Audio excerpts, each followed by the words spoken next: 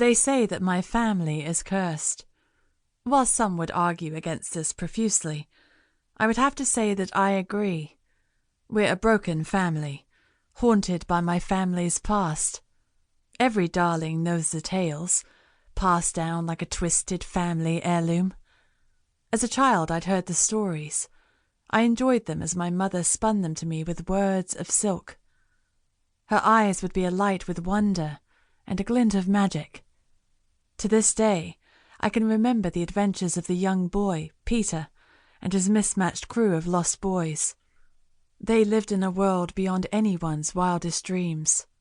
Wild red Indians and majestic pirate ships, mermaids and mischievous fairies. A world of such wonder that even I fell victim to the delicious call for adventure. Peter was, and always had been, a part of my family's past. He could be traced all the way back to my great-grandmother. Not that I had known this back then.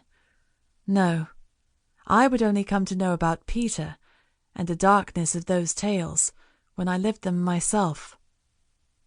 If only I'd known about the permanent damage it would come to cause my family. It all started with my great-grandmother. She was the first storyteller. And the stories of Peter Pan have followed our family through the generations ever since. They picked out sisters, cousins, mothers, and daughters, and drove each of them to disastrous ends. Of course, since they were all female, some blamed women's wild imaginations, whilst others put it down to unfortunate coincidence. But the rare few knew better.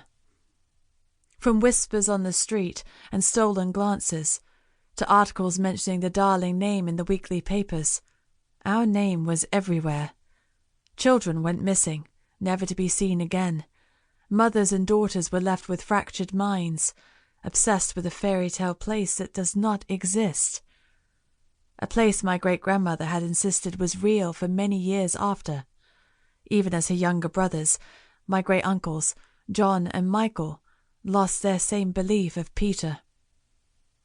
No matter what, she stood proud, and her faith never wavered. Even to the ripe old age of 94, she'd always tell me about her dear old Peter.